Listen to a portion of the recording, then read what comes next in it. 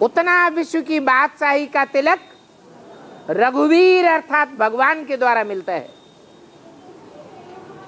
थोड़ा मनन चिंतन मंथन करेगा तो थोड़ी बादशाही का हकदार बनेगा, बहुत मनन चिंतन मंथन करेगा, बहुत चिंतन वो मंथन चंदन घिसेगा तो बहुत विश्व की बादशाही मिलेगी।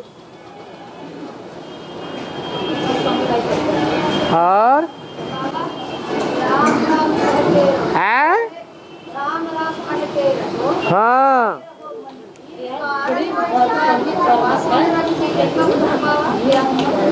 अभी की बात है। धीरज धर मनुआ धीरज धर, तेरे सुख के दिन आवेंगे, हाय हाय न करो, वाह वाह करो। और हाँ जी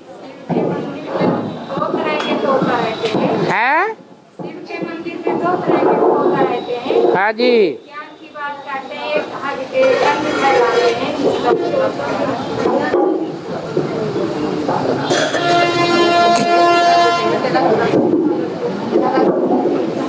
जो भी भक्ति मार्ग में बातें दिखाई गई हैं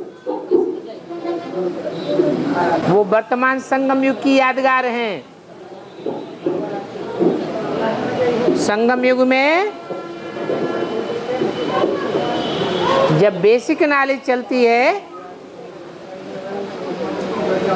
तो बेसिक नॉलेज में शिव भगवान ने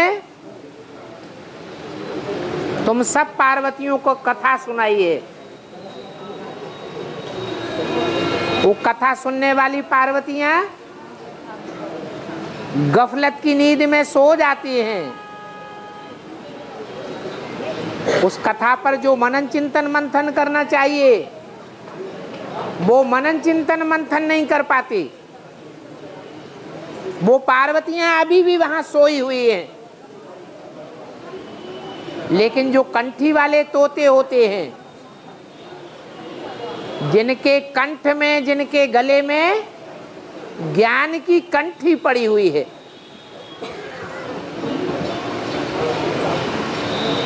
वो तोते रुद्रमाला के मणके हैं।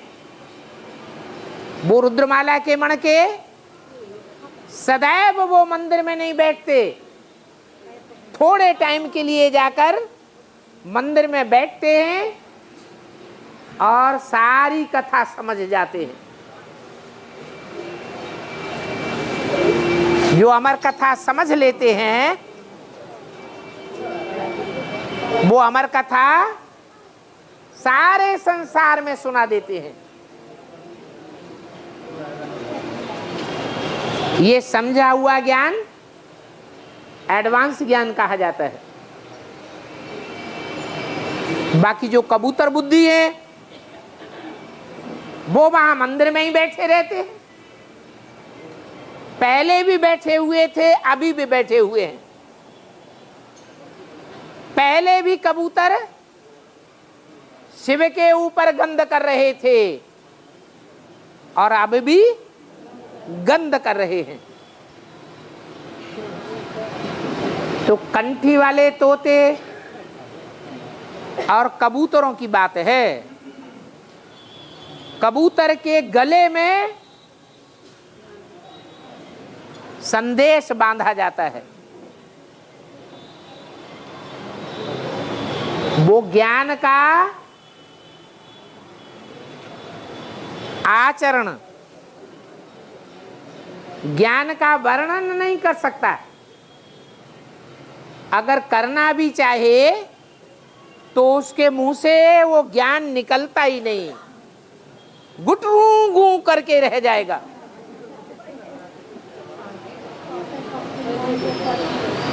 बोलना चाहे तो भी नहीं बोल सकता। ऐसी हालत उन कबूतरों की हो जाती है। वो कबूतर कबूतरी अभी भी उस मंदिर में बैठे हुए हैं। एडवांस ज्ञान की बातें अंदर हैं, ऐसे नहीं है, लेकिन दूसरों को सुना नहीं सकते, अंदर ही अंदर घुटुर घुटुर घुटुर चल रही है। अगर सुनाए तो मुसीबत, और न सुनाए तो अंदर घुटघुटा रहे।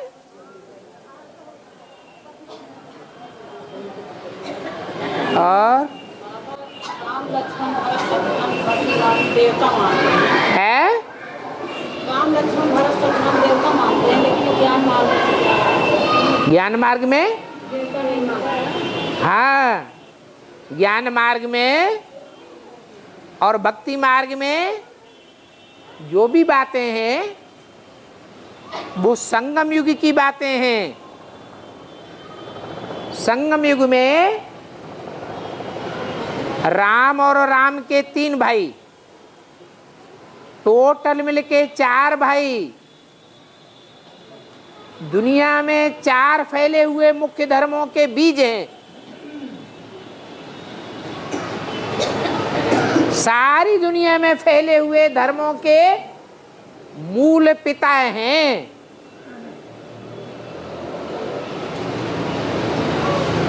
कोई सनातन धर्म का बाप है,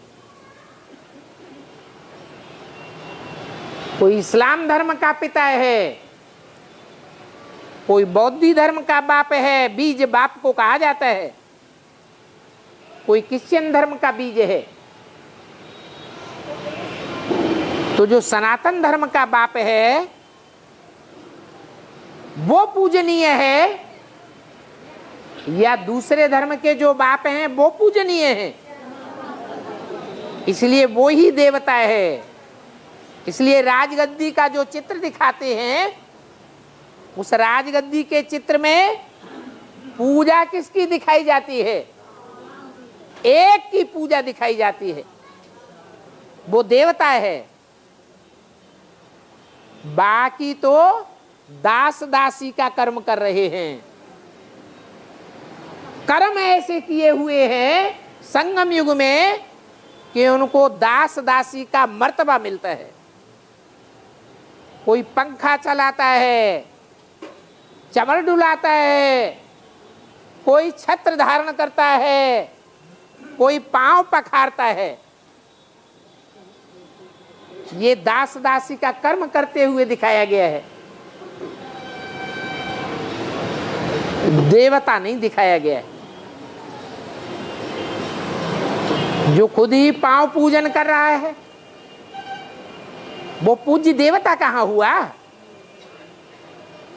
इसलिए ज्ञान मार्ग में और भक्ति मार्ग में ऐसे चित्र बनाए हुए हैं जो चित्र साबित करते हैं कि राम के 3 भाई 3 विधर्मियों के बीज हैं। वो कभी भी पक्के देवता नहीं बनते हैं,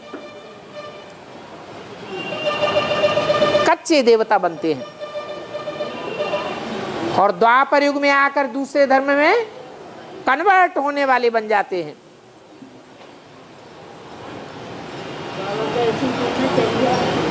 और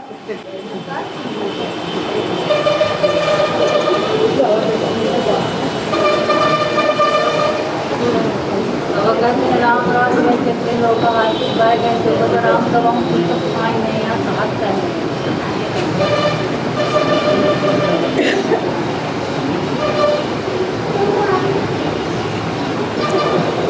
हाँ जी,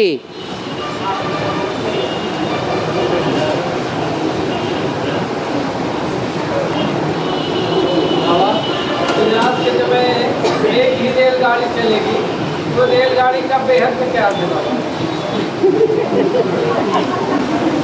सन 48-47 में जब हिंदुस्तान पाकिस्तान का बंटवारा हुआ था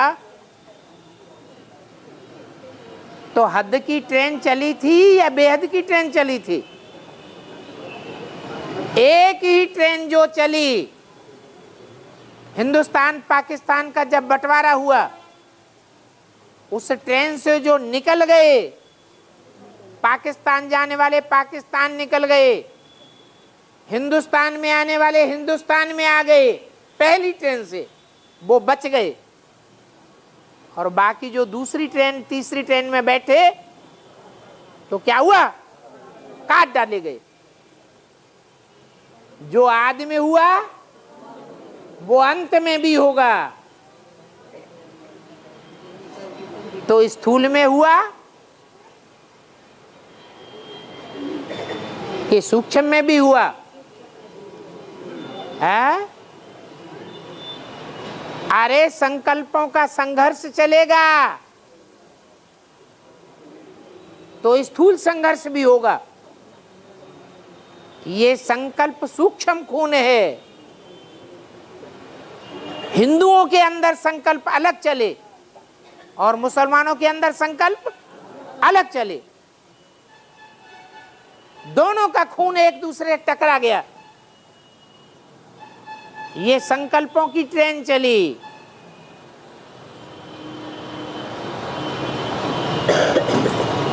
पहले सूक्ष्म में हर काम होता है और फिर स्थूल में भी काम होता है। और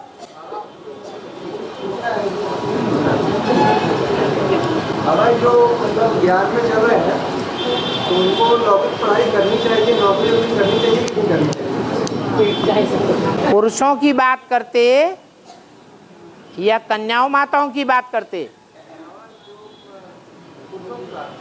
हाँ, जो पुरुष हैं वो नर हैं। नर को यहाँ कौन सी पढ़ाई पढ़ाई जाती है?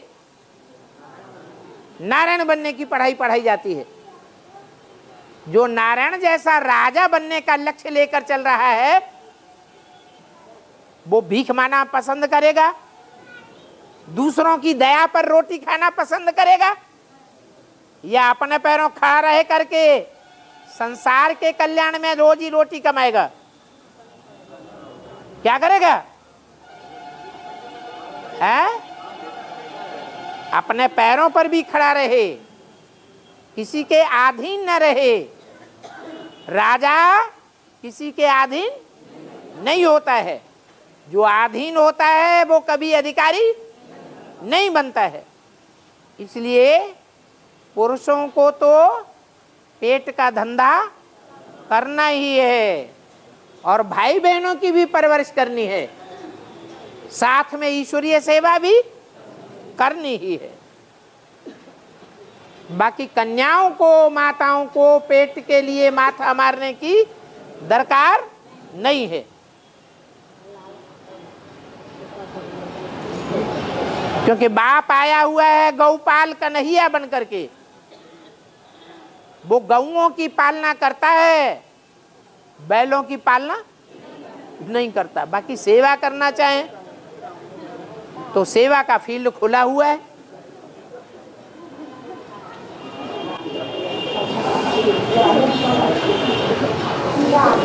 और शरीरधारी को भूत आत्मा कहते, लेकिन प्रेत आत्मा कौन सी? क्या कहा? भूत प्रेत जो कहा जाता है तो सूक्ष्म शरीरधारी को भूत आत्मा कहते हैं। किसको कहते हैं? सूक्ष्म शरीरधारी भूत आत्मा। हाँ, प्रेत भी सूक्ष्म, प्रेत किसे कहते हैं? प्रेत भी सूक्ष्म शरीरधारी होते हैं। प्रमाणे प्रकष्ट रूपेण, जो भयंकर आचरण करने वाले होते हैं वो प्रेत होते हैं। भूत साधारण शब्द है, साधारण पार्ट बजाने वाले होते हैं, और प्रेत भयंकर पार्ट बजाने वाले होते हैं। और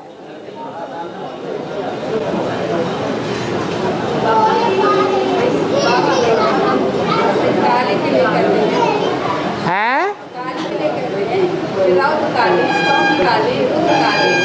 और महाकाली करते वाली काली, ये आत्मा कब कैसे कहाँ पार हो जाती है? जब जब जैसा पार्ट बजाया है जगदम्बा ने, तब तब उसके अनेक नाम हुए हैं।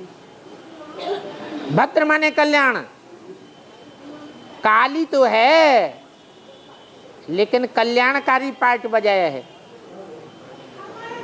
तो भद्रकाली है।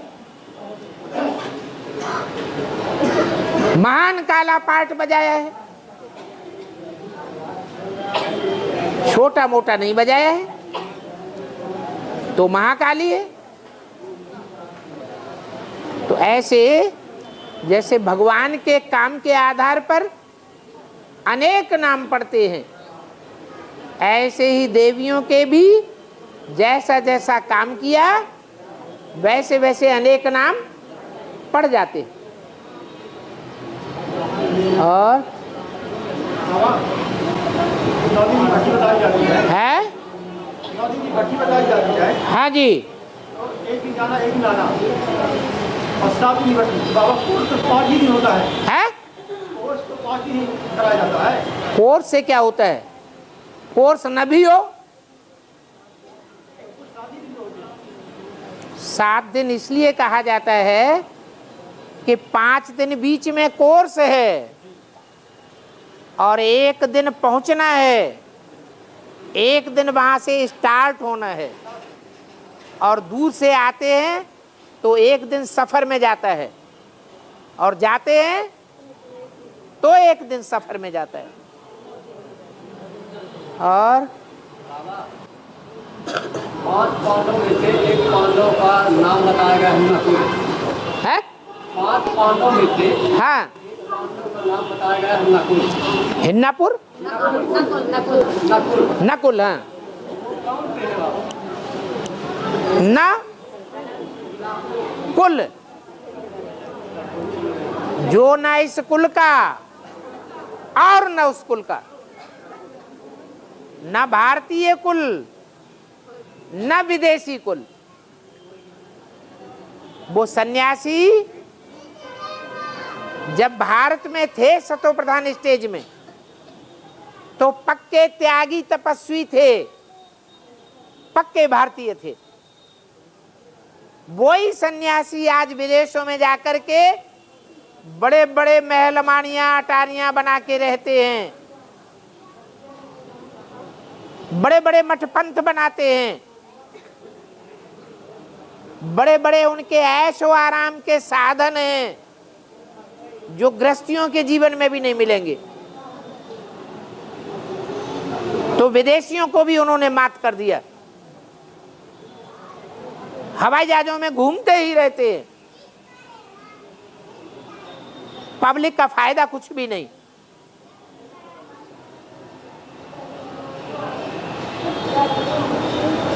जब भगवान आता है और भगवान को पहचान लेते हैं तो विदेशीय परंपरा को फिर भूल जाते, एकदम लंगोटिया बन जाएंगे। इसलिए बाबा ने बोला है जब ये सन्यासी निकलेंगे बड़े बड़े तो तुम बच्चों की विजय हो जाएगी। तुम इतना त्याग और तपस्या नहीं कर सकते, इतना पवित्रता का वातावरण नहीं बना सकते जितना वो बनावेंगे। तो ना विदेशी कुल के रहे और ना स्वदेशी कुल के रहे। उनका आचरण न्यूले की तरह होता है, नकुल न्यूले को कहा जाता है। जो नकुल है, न्यूला है, उसका काम होता है सर्प को पकड़ना और उसके टुकड़े टुकड़े कर देना,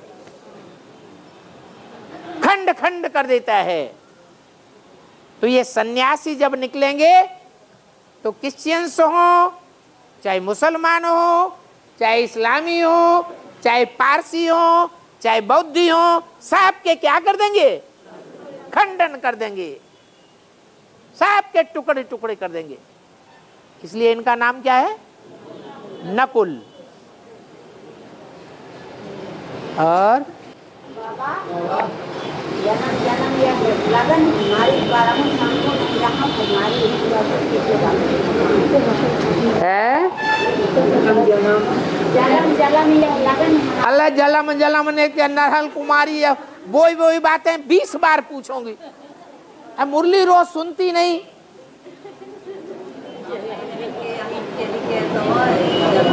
अरे पार्वती ने जो ये बात बोली भक्ति मार्ग के द्वारा ये बात बताई गई, वो किस समय की यादगार है?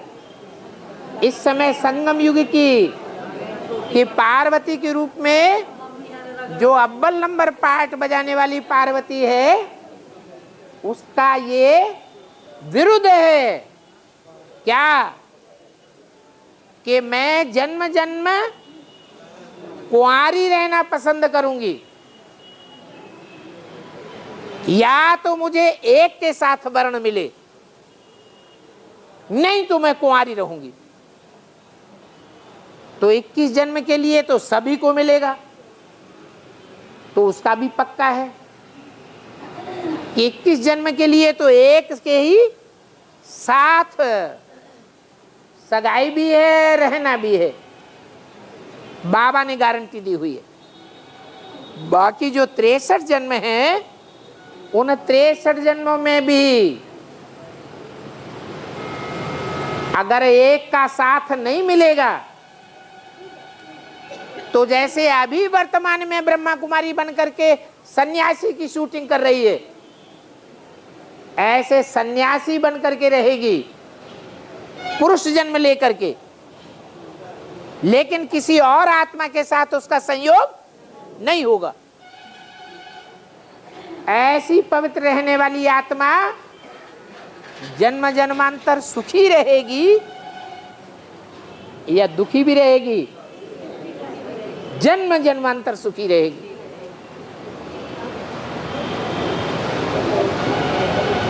उसके मुकाबले और आत्माएं नंबरवार पवित्रता को धारण करेंगी। कोई 63 जन्म में 63 बनावेंगी, कोई 63 जन्मों में एक एक जन्म में 20 बनावेंगी। और जितनी आत्मा पवित्र होती जाएगी, अनेकों का संग का रंग धारण करती जाएगी, उतना ज्यादा दुखी होती जाएगी। इसलिए बोला, where is purity there is peace and prosperity. जहां पवित्रता होती है वहां सुख संपत्ति सब कुछ विराजमान रहता है। उसे कहते हैं सुमति। अच्छी मति है जो जन्म जन्मांतर के लिए ऐसी पवित्रता धारण की है। जहां सुमति तहां संपत्ति नाना, जहां कुमति तहां विपत्ति निधाना। विपत्तियां ही विपत्तियां जन्म में आती रहती हैं, फिर रोते हैं, हमें ये परेशानी, हम ये दुखी है।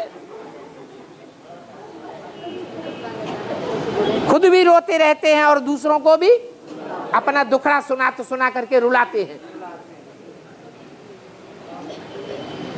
और हाँ जी, हाँ हाँ है, हाँ जी, चार प्रकार की जानकारियां निकली है। ब्राह्मण, आरण्यक, फिर उपनिषद, फिर पुराण, इसके बाद शास्त्र बनते हैं। इन चारों का अर्थ क्या है? ब्रह्मा के मुख से आरण्यक नहीं निकले, ब्रह्मा के मुख से शतपथ आदि नाम के ब्राह्मण नहीं निकले।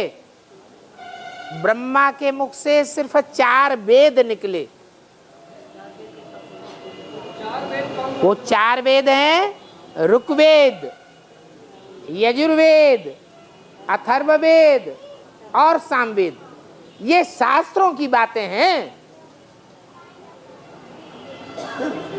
जैसे गीता माता, ये चैतन्य गीता माता की बात है या जड़ किताब की बात है? चैतन्य गीता माता की बात है। ऐसे ही 4 वेद माने 4 आत्माएं हैं जो 4 धर्मों की बीज हैं। सनत, सनातन, सनंदन, सनत कुमार। ये 4 धर्मों के बीज ही 4 वेद हैं और कोई अलग से नहीं है। 4 प्रकार का ज्ञान भरा हुआ है। उनमें सबसे अव्वल नंबर है ऋक। ऋक माने सच्चाई, सच्चाई का ज्ञान। इसका मतलब ऋग्वेद में तो सच्चाई का ज्ञान भरा पड़ा है, बाकी 3 वेदों में कुछ न कुछ झूठा भी भरा पड़ा है। और ये उनकी व्याख्याएं हैं जो कई सौ वर्षों के बाद ऋषियों मुनियों ने उनकी व्याख्या की है। जैसे मुरली, और मुरली की फिर एडवांस में निकली व्याख्या, फिर मुरली की जो व्याख्या निकले उसकी भी कोई व्याख्या बैठ करे, फिर उसकी भी व्याख्या करे, तो बाल में से खाल और खाल में से बाल निकलने वाली बात हो जाती है। और उसके बाद शास्त्र बनते हैं। हाँ जी, हाँ जी, ये सब भक्ति मार्ग है। अनेकों के मुख से जो कुछ निकलेगा वो रावण का मुख हो गया, और एक मुख से जो निकलेगा वो राम का मुख हो गया। एक सच्चा और बाकी सब झूठे।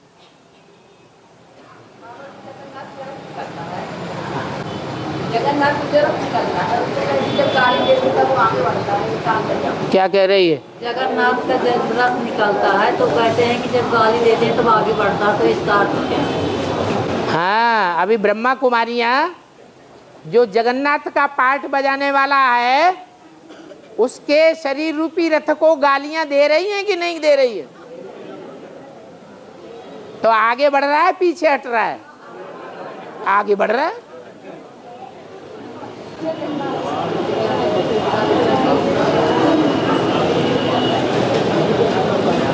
बाबा जो दूर से जाते हैं भक्ति करने, उनके तो 9 दिन पूरे हो जाते हैं। जो दूर से भक्ति करने जाते हैं, हाँ, उनके तो 9 दिन पूरे हो जाते हैं। हाँ, लेकिन कोई भाई बहन नजदीकी का होता है, कम्प्यूटर बंधा वाला, हाँ, उसके तो 9 दिन नहीं पूरे होते। क्यों उसके तो 7 दिन पूरे होते नहीं? एक दिन जाना, एक दिन आना, और 5 दिन वहाँ रखते हैं। कोई जरूरी नहीं। नजदीक है, नजदीक को जो गंगा के किनारे रहने वाले होते हैं उनको गंगा का उतना महत्व होता है, इसलिए भले वो नजदीक उन्होंने जन्म लिया है, पूर्व जन्म का उनका कुछ हिसाब किताब है जो नजदीक जन्म तो मिल गया, लेकिन महत्व उनकी बुद्धि में नहीं बैठता। तो 9 दिन क्या, उनको तो 90 दिन भी लग जाते होंगे। और बाबा रामायण में गायन है, वहाँ की नाव में केवट आना, तो नाव में जब बुलाते हैं केवट से, तो केवट का पाठ किसका, राम लक्ष्मण का पाठ किसका? यहाँ ज्ञान मार्ग में सब चीजें चैतन्य हैं और भक्ति मार्ग में उनको जड़ रूप दे दिया है। ये नाव शरीर है, क्या शरीर रूपी नैया है, आत्मा रूपी बिठैया है और शिव बाबा रूपी खेवैया है। तो राम वाली आत्मा तो बिठैया हो गई, और जो नवैया है वो काठ की है। काठ माने कठ बुद्धि है। जब रुद्रमाला तैयार होती है तो रुद्रमाला के बच्चों की पैदाइश कठ बुद्धि आत्मा से होती है। वो काठ की बुद्धि वाली है जो 20 वर्ष भगवान के साथ रहती है फिर भी भगवान को नहीं पहचानती है, तो काई की नवैया हो गई। काठ की नवैया हो गई। उसका जन्म देने वाला केवट है, वो भावना करता है। ऐसा न हो कि तुम्हारे पांव की धूल हमारी नवैया को लग जाए तो हमारी नवैया कहीं हमारा भरण पोषण कैसे होगा। और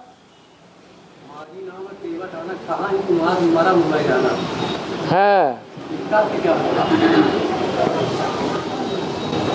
तुम्हें सब रामायण रामायण याद आती रहती है। बाबा ने कहा रामायण है नहीं, रामायण है भक्ति मार्ग में ऐसे जैसे लोग आज उपन्यास पढ़ते हैं।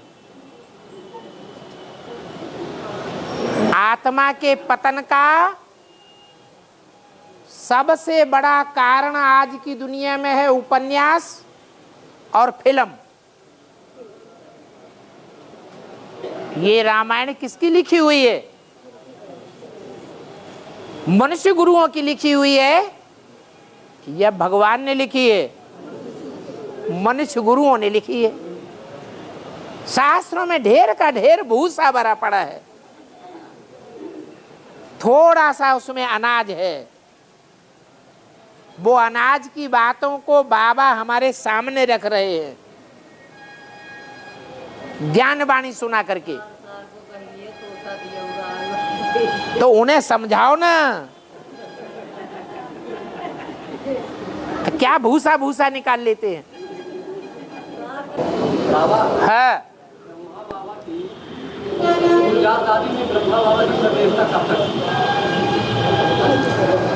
ब्रह्मा बाबा ज्ञान चंद्रमा है, शिव बाबा ज्ञान सूर्य है। वो ज्ञान सूर्य इस समय विदेशी का पार्ट बजाय रहा है या स्वदेशी का पार्ट बजाय रहा है? बाप विदेशी बनकर के आया है, तो ज्ञान सूर्य विदेशों में चमक रहा है या भारत में चमक रहा है? हैं? क्या बाप विदेशी का पार्ट बजा रहा है तो चमक उसकी कहां हो रही है? विदेश में या स्वदेश में? हैं? अरे अरे भगवान बाप को पहले विदेशी पहचानते हैं या स्वदेशी पहचानते हैं? तो दक्षिण भारत वालों ने पहचान लिया। भगवान का जो वर्तमान पार्ट है वो विदेश में ज्यादा चक्कर काट रहा है या स्वदेश में चक्कर काट रहा है? विदेश में चक्कर काट रहा है। तो विदेशी है, भारत में अभी रात है, विदेश में उजेला है ज्ञान का, क्योंकि विदेश में ज्ञान सूर्य प्रकट हो रहा है।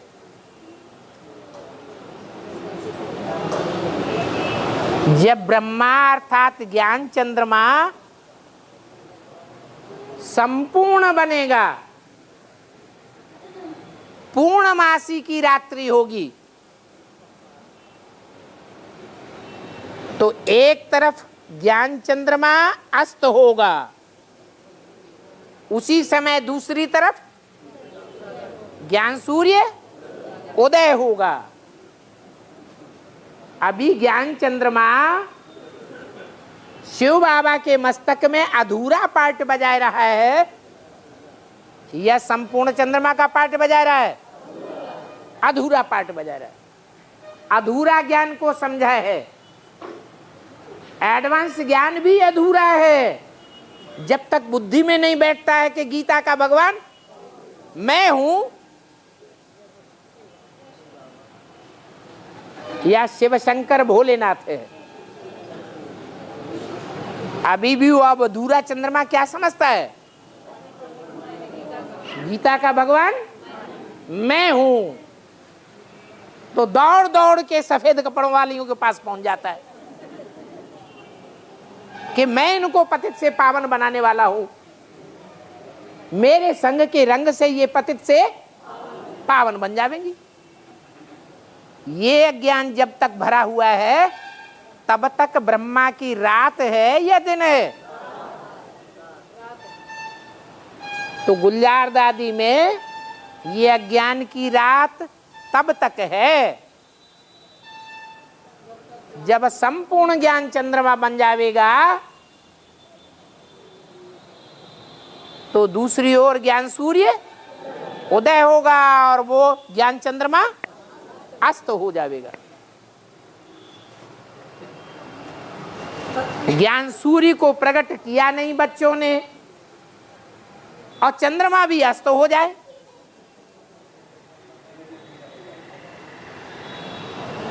ऐसे हो सकता है क्या? नहीं। और बात की तो व्यवस्था कैंपिल में हुई है कैंपिल में। हाँ तो कलकत्ते में गंगा सागर का मेला लगता है। हाँ जी, ये कैसे? गंगा है अभी गंगा प्रत्यक्ष हुई। ज्ञान गंगाओं का पाठ है अंत में, ज्ञान गंगाएं निकली हैं अंत में, तो अभी अंत होने में देरी है। जब ज्ञान गंगा निकलेगी तो पहले कहां पहुंचेगी? जहां तलवार का रूप धारण कर लेगी। कहां पहुंचेगी? बनारस, काशी में। अभी काशी नगरी तो है लेकिन ज्ञान गंगा काशी नगरी से टकराई नहीं है। जो उसको ये पता लग जाए कि मेरे से भी जास्ती पवित्र पाठ बजाने वाली कोई और है, जो त्रिदेवियां भी उसके पांव पड़ती हैं, 3 देवताएं भी उसके पांव पड़ते हैं। अभी तो गंगा को घमंड है कि मैं जब उतरूंगी तो शंकर जी को भी बहा ले जाऊंगी, गड़ गड़ गड़। ऐसा अहंकार शास्त्रों में दिखाया है।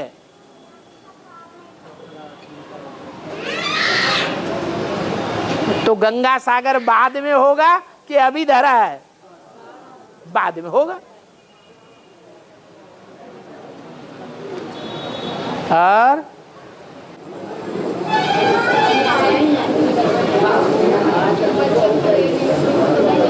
मीरा बाई के लिए जहर का प्याला क्यों दिया?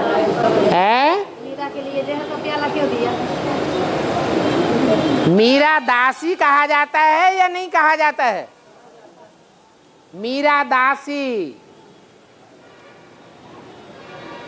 दासी का पार्ट है।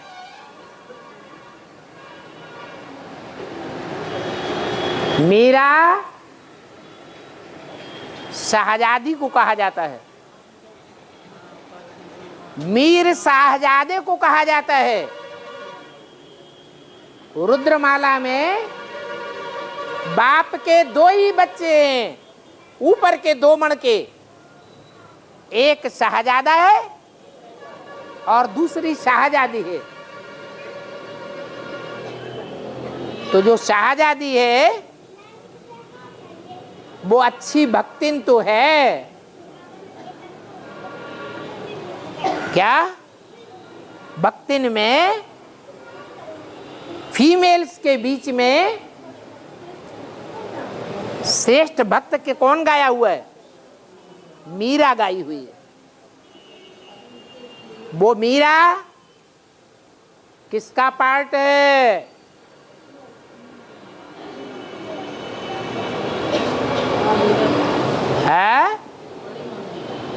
बड़ी मम्मी का पार्ट। दासी क्यों कहा जाता है? क्योंकि जैसे तुलसी है,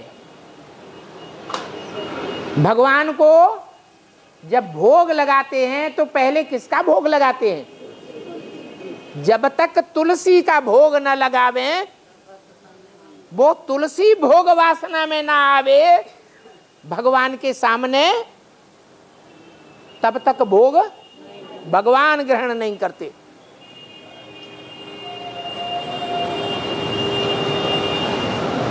तो एडवांस ज्ञान में भगवान भी प्रत्यक्ष हो जाता है। और पहले नंबर में भोग लगाने वाली कौन है? छोटी मम्मी, गंगा,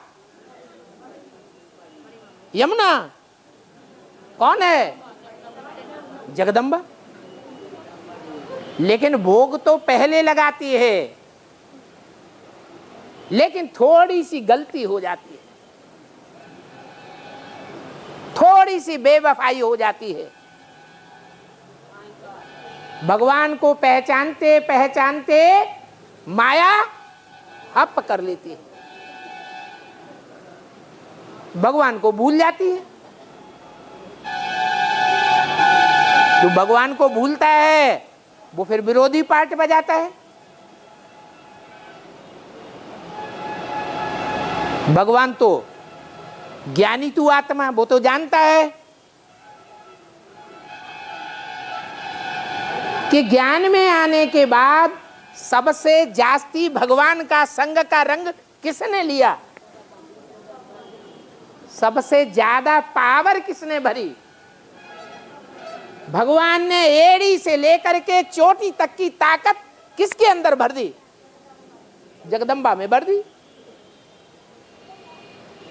तो अब चाहे विनाश करे चाहे स्थापना करे, जो भी करेगी उस काम में कल्याण ही होगा या कल्याण होगा? कल्याण ही समाया हुआ है। भगवान बाप जानता है कि शंकर द्वारा विनाश गाया हुआ है, लेकिन शंकर विनाश करता है क्या? अगर शंकर विनाश करे तो उसके अंदर बैठने वाला जो मुकर्रर है उसके ऊपर दोष आ जाएगा, फिर शिव कल्याणकारी कहा जाएगा या विनाशकारी कहा जाएगा? विनाशकारी कहा जाएगा। तो शिव बाबा अपने ऊपर दोष नहीं लेना चाहते, अपने मुकर्रर रथ के ऊपर भी दोष नहीं लेना चाहते, शक्तियों को आगे कर देते हैं। तो उन शक्तियों में आगे आगे है महाकाली, जगदम्बा।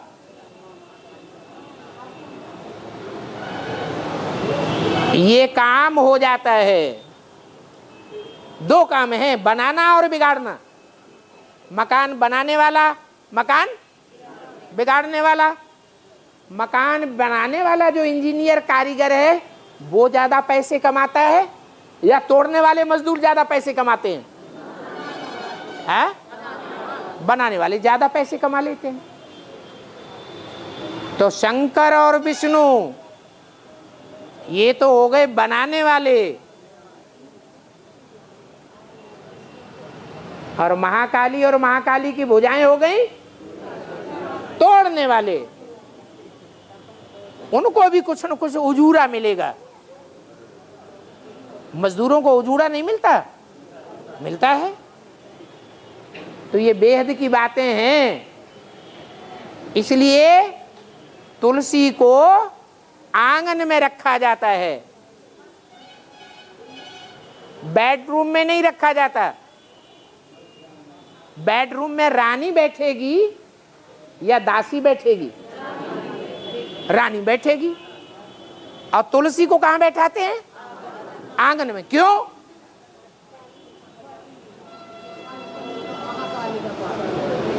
क्योंकि थोड़ा घटोतरी का पार्ट बजाया है, इसलिए मीरा दासी गाई हुई है। उस मीरा दासी ने भी वही काम किया है जो शंकर जी ने किया है। शंकर का भी पार्ट है विष पीने का। दुनिया में कोई की ताकत नहीं है जो विष पचाए सके। मीरा ने भी ताकत है, विष पिया। कीचड़ की दुनिया में रही, कीचड़ की दुनिया में रहते हुए भी मन बुद्धि से भगवान के पास उपराम रही। इसलिए महाकाली को चित्र बनाया हुआ है। उस चित्र में दिखाते हैं कि विनाश करते हुए जब दौड़ी चली आ रही थी तो उसने शंकर की छाती पर पांव रख दिया।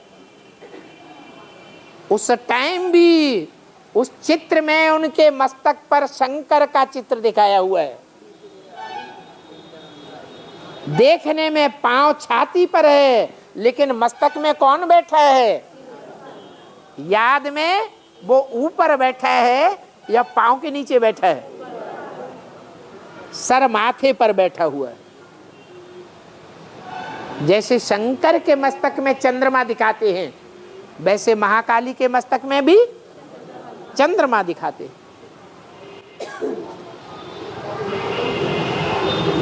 और है वृक्ष के दो पत्ते निकलते हैं, एक में राधा एक में कृष्ण दिखाया जाता है बिखर उसके हुए, किंतु मुरली में वर्णन आया है कृष्ण भर के लिए, क्योंकि नवैया डोल हिलेगी डुलेगी डूबेगी नहीं, उसमें कृष्ण बैठे हुए। तो दूसरा पत्ता कौन है जिसमें राधा को? कोई भी वृक्ष होता है तो उसमें पहले एक पत्ता निकलता है कि दो इकट्ठे निकलते हैं? ये सृष्टि का पहला पत्ता कृष्ण है। ये तुम्हारी बनाई हुई और ब्रह्मा कुमारियों की बनाई हुई चित्र की बात है। दो पत्ते, वो दो नहीं है, पहला पत्ता कृष्ण ही है। और वो पहला पत्ता जो दिखाया गया है वो पहले भगवान होगा या भगवान की अम्मा होगी, जन्म देने वाली, पालने वाली, गोद में रखने वाली? पहले भगवान या भगवान की अम्मा है? अरे बोलो ना, कौन होगी? अम्मा। तो पत्ता है अम्मा, जगदम्बा। थोड़ी सी हवा का झोंका आएगा और वो पत्ता हिलेगा।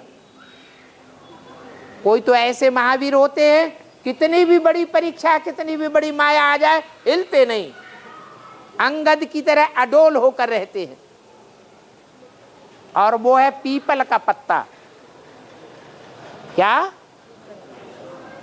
पीपल का पत्ता, जिसकी मिसाल दी जाती है कि थोड़ा सा हवा का झोंका होगा और वो हिलेगा। संसार रूपी सागर में, ये विषय सागर में वो पत्ता बहुत हिलता डुलता है। ऐसे पत्ते की हल्की नवैया है, जीवन रूपी हल्की फुल्की नवैया। ऐसा पुरुषार्थी जिसके मस्तक में बिठैया है कृष्ण, अर्धचंद्रमा। महाकाली के मस्तक में कौन बैठा है? अर्धचंद्रमा। वो कृष्ण की आत्मा है। इतनी श्रेष्ठ आत्मा इतनी हल्की नवैया के ऊपर पड़ी हुई है और सागर हिलोरें ले रहा है, विषय सागर। देखने वाले सोचते हैं अरे डूबी की डूबी की डूबी, अब खत्म हो जाएगी। लेकिन बाबा क्या कहते हैं?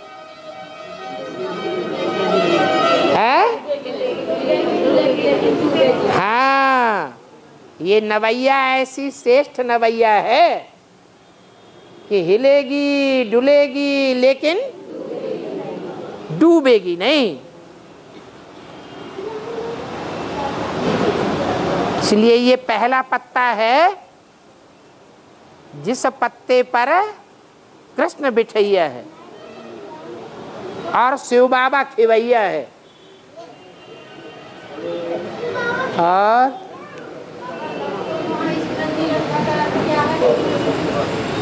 जोर से बोलो, हमें सुनाई कम पड़ता है।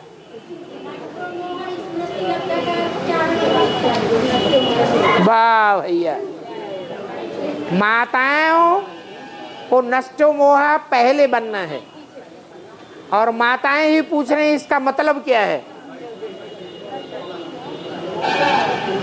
अरे देह अपनी और संबंधियों की देह से मोह नष्ट हो जाए और शिव बाबा में मोह लग जाए,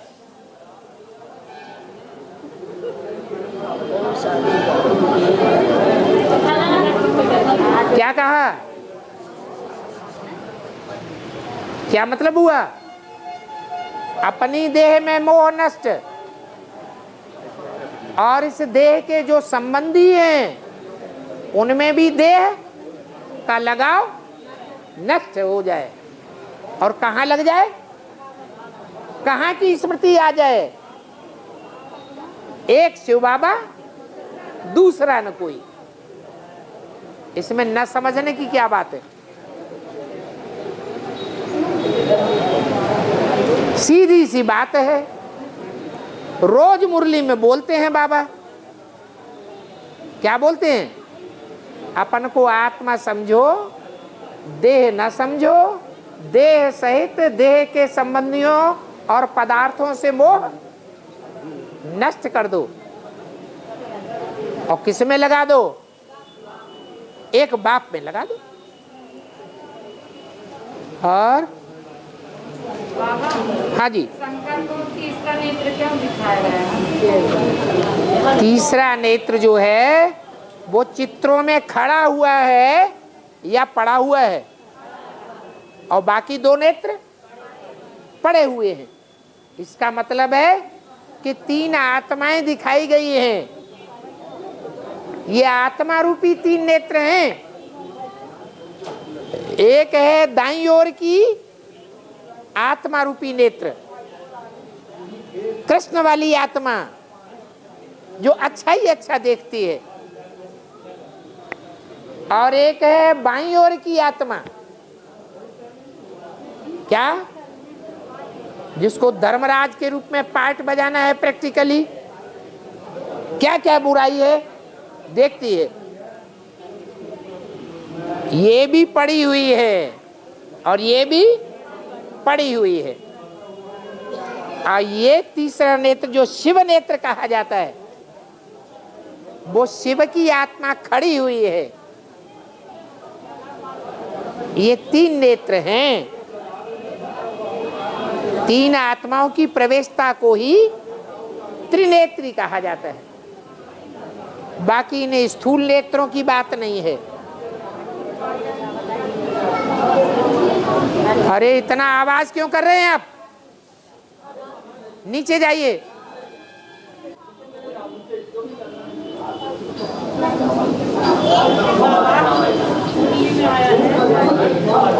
अरे थोड़ा रुको।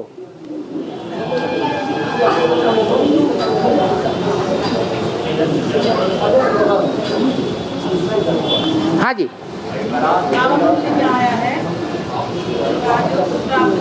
है हाँ हाँ, जो बाप राजयोग सिखा रहे हैं वो राज यही है कि एक के संग के रंग में राज भरा हुआ है। एक के अलावा अगर दूसरों का भी बुद्धि ने संग का रंग लिया तो नाराज है, कोई प्राप्ति नहीं होने वाली है। इसमें न समझने की क्या बात है?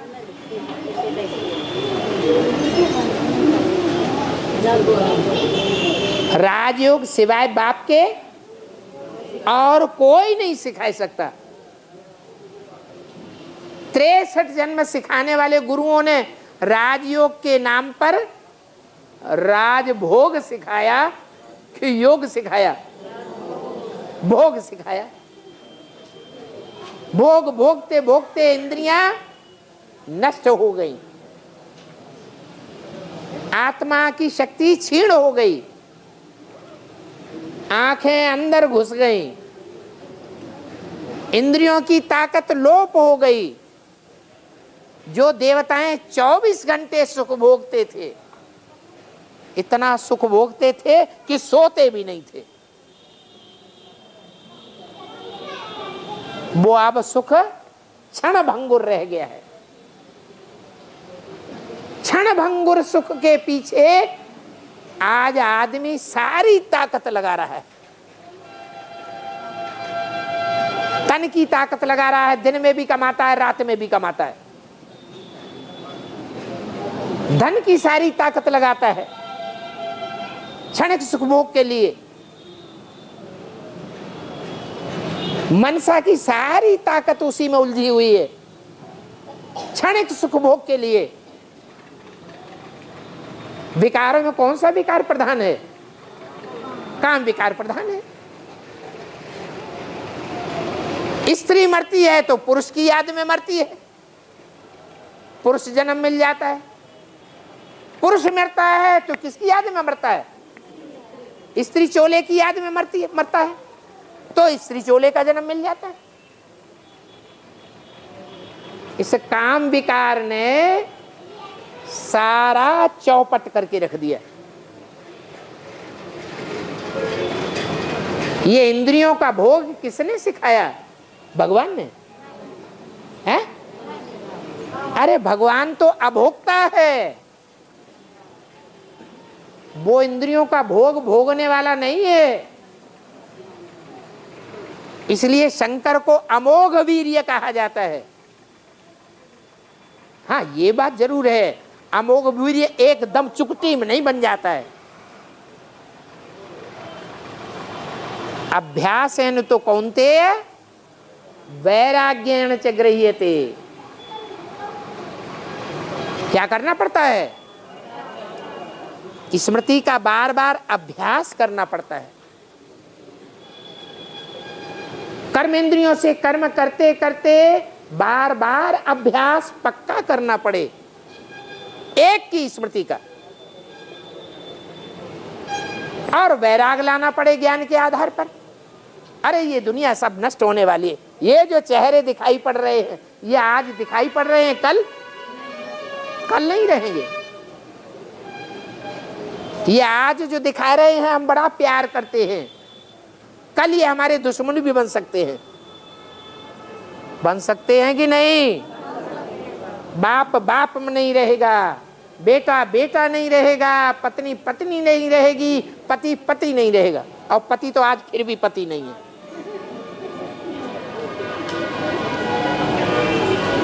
और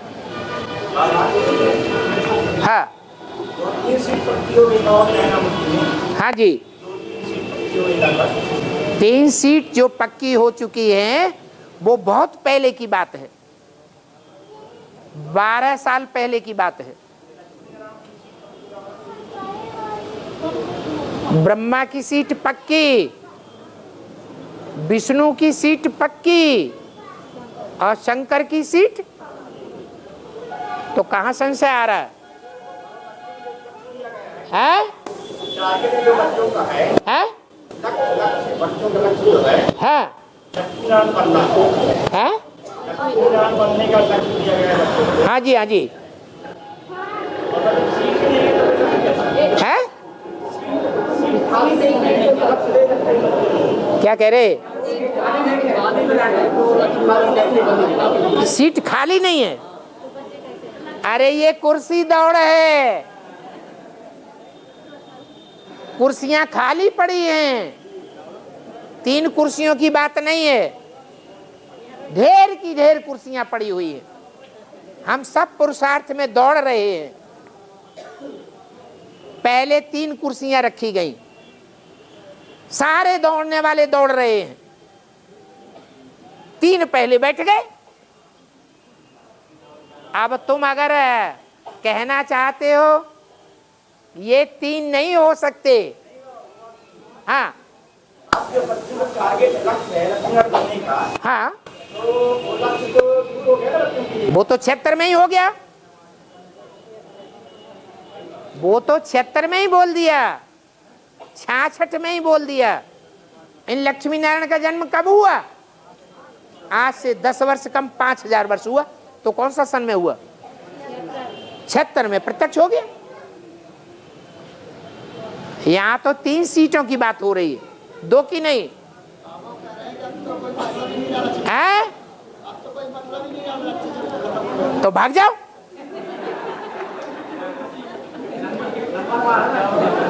अरे भाई यहां तो 16,000 सीट से हैं। बाप के राज परिवार में कितने हैं भांति? बाप के राज परिवार में 16,000 भांति हैं, जो आज नहीं तो कल कोई न कोई जन्म में राजा नहीं बनेंगे तो कम से कम प्रिंस या प्रिंसेस जरूर बनेंगे। है क्या है?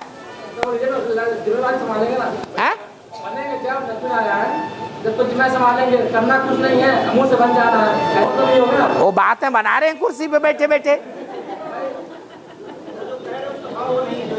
हैं? क्या भाव है सो बताओ ना। हैं? हाँ हाँ, तो यहाँ लक्ष्मी नारायण की एक सीट है क्या? लक्ष्मी नारायण नहीं बनेंगे तो लक्ष्मी नारायण जैसे तो बनेंगे।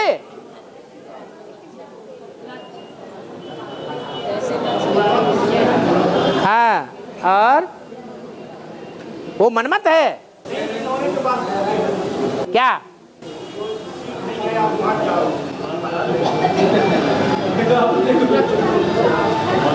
और टाइम हो चुका, घर जाने की देर हो रही है लोगों को।